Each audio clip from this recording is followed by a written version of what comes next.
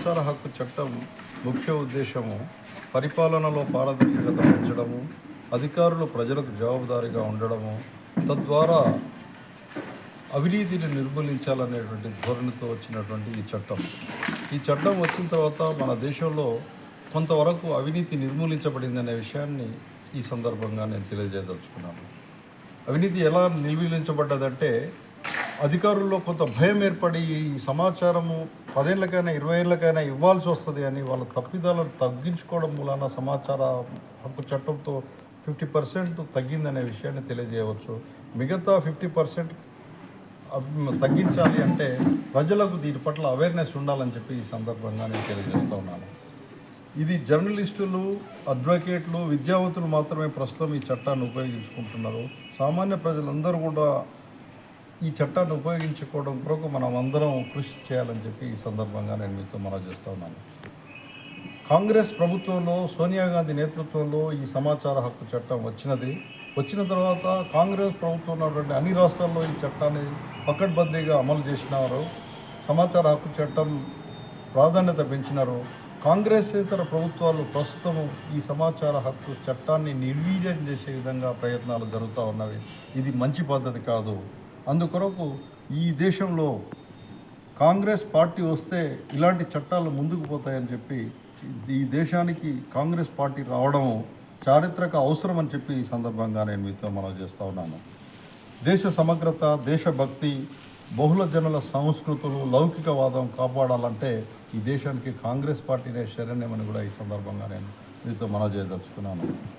రేపు జరగబోయే ఈ ఎన్నికల్లో కూడా ఈ రాష్ట్రంలో 2 మంత్రులు ఉన్నారు. ఉత్తమ్ కుమార్ రెడ్డి గారు, వెంకటరెడ్డి గారు, రఘువీర్ రెడ్డి గారు అనేటువంటి అభ్యర్థి ఈరోజు ఈ నియోజకవర్గం నుంచి నిలబడ్డారు.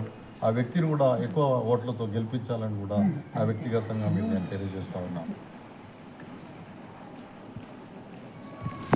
గాంధీ కుటుంబం యొక్క త్యాగాలని అవమానపరిచే విధంగా కొన్ని పత్రికలు, కొన్ని సంస్థలు యూట్యూబ్ల ద్వారా చేస్తున్నటువంటి అసత్యపు ప్రచారాలను తిప్పికొట్టాల్సినటువంటి అవసరం ఉన్నదని చెప్పి ఈ సందర్భంగా నేను మనం చేస్తున్నాను. అంటే కొంతమంది సమాచార హక్కు చట్టాన్ని అర్థం పెట్టుకుని కొద్ది బ్లాక్మెయిలింగ్కు పాల్పడుతున్నారు. అలాంటి వారిపై మీరు ఎలాంటి చర్యలు తీసుకుంటారు? ఈ సమాచార హక్కు చట్టంలో బ్లాక్మెయిల్ అనేదే లేదండి. కొంతమంది ఇబ్బంది అధికారులు పడుతున్నమాట వాస్తవం. ఈ చట్టం వచ్చింది, ఆ యొక్క సమాచారం చూడండి, చూసి తప్పు లేదో కనిపెట్టండి, తప్పులు కనిపెట్టి పై అధికారులకు కోర్టులోకి తీసుకువెళ్ళి ఈ యొక్క అవినీతిని నిర్మూలించాలనే ఉద్దేశంతో వచ్చింది. బ్లాక్మెయిల్ అనేటువంటి క్వశ్చనే లేదు. కొన్ని సందర్భాలలో అధికారుల దగ్గర 20 సంవత్సరాల క్రితం ఉన్న సమాచారం లేకపోవడము, కొన్ని రకాల వాళ్లకు ఇబ్బందులు ఉండడము, అవి చెప్పాల్సిన అవసరం తప్ప ఏ ప్రజలని బ్లాక్మెయిల్ అంటే 140 కోట్ల మంది ప్రజల్ని బ్లాక్మెయిలర్స్ అన్నట్టే ఆ మాట ఉపయోగించొద్దు. ఆ మాట ఉపయోగించిన వ్యక్తులకు 3కి నేను వాళ్ళ మీద యాక్షన్ కూడా తీసుకోవడం జరిగింది. అది కరెక్ట్ కాదు.